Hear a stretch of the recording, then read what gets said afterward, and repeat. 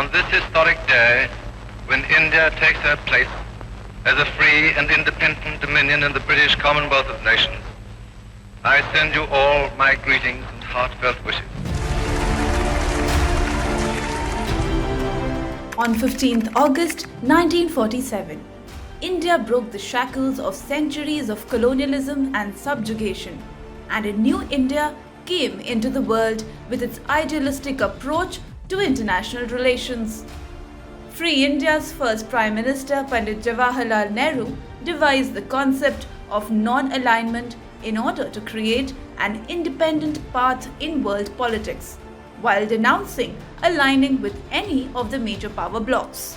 Since then, many governments and power changes happened in India, but the non-alignment plan of action remained the central driving force in India's foreign policy. Then came the Modi era, and with that, India rejigged its foreign policy, moving from non-alignment to a more assertive, interest-based alignment. While maintaining its strategic autonomy and interests, India is now reflecting its thoughts confidently on Europe, the US, and the world order. The year 2022 saw several glimpses of this shift in foreign policy in interviews and speeches of External Affairs Minister Dr. Subrahmanyam Jaishankar. His statements on India-China relations, Russia-Ukraine tensions, and the Eurocentric world order made significant changes in India's global standing. Here are some of the diplomatic responses by Dr. Jaishankar that laid out India's foreign policy.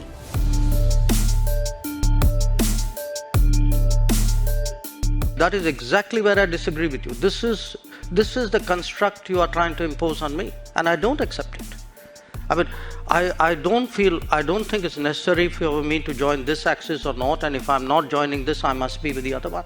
I don't accept it. I don't think we're sitting on the fence. Just because I don't agree with you doesn't make me sitting on the fence. It means I'm sitting on my ground.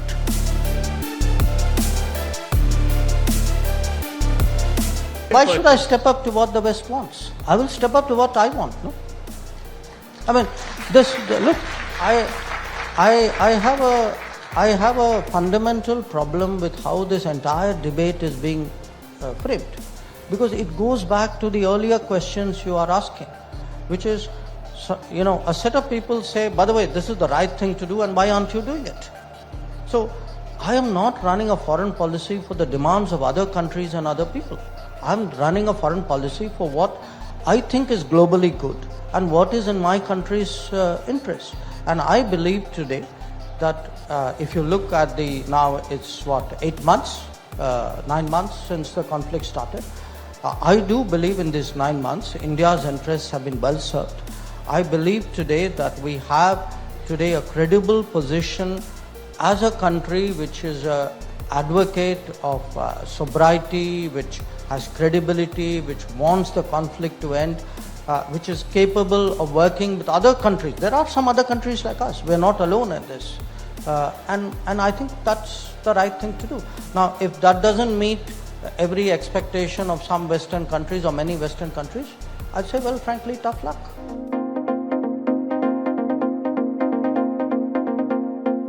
It is really for the United States today to reflect whether this, what are the merits of this relationship, what do they get by keeping it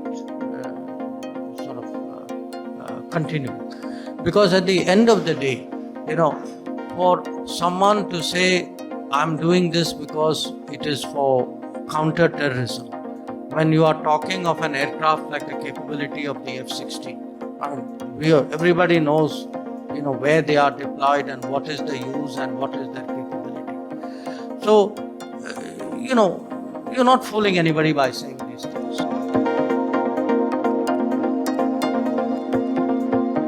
The Quad was never envisaged as 4 countries having identity or positions on all issues in the world.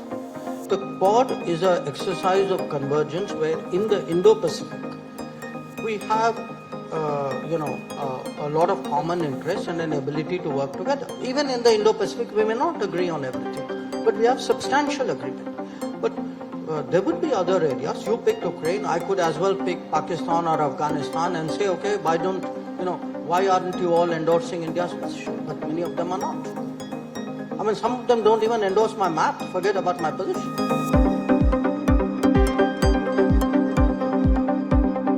We have a difficult relationship with China. We're perfectly capable of managing it. It's if I get global understanding and support, obviously it is of help to me. But this idea that I do a transaction, that I come in one conflict because it will help me in conflict too, that's not how the world works. So a lot of our problems in China have nothing to do with Ukraine, have nothing to do with Russia. They predate it.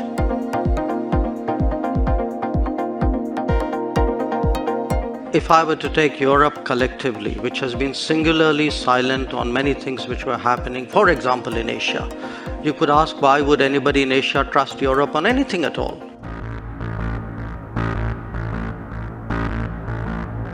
Somewhere Europe has to grow out of the mindset that Europe's problems are the world's problems, but the world's problems are not Europe's problems.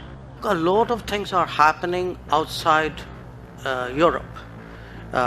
We have, partly because of climate change, for a lot of humanitarian, natural disasters, humanitarian responses. In our part of the world today, a lot of people look to us to help out.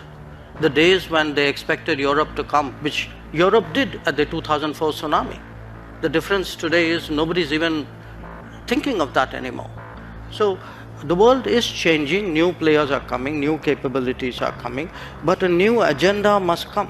The world cannot be that Eurocentric as it used to be in the past.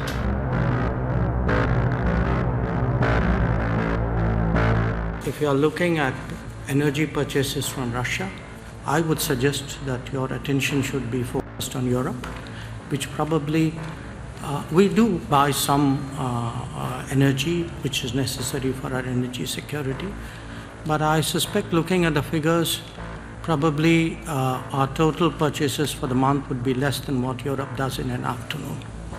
So you might want to think about it. We have been very open and very honest about our interest. I have a country which has a per capita income of $2,000. These are not people who can afford higher energy prices. It is my obligation, my moral duty to actually ensure that I get them the best deal that I can from the world. And I think once you lay it out very openly and honestly, I think people accept it.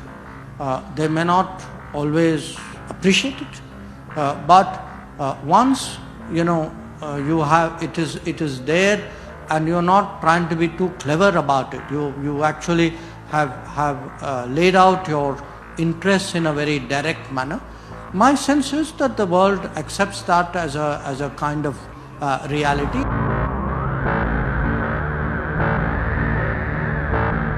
People are entitled to have views about us, but we are also equally entitled to have views about their views and about the interests and the lobbies and the vote banks which drive it.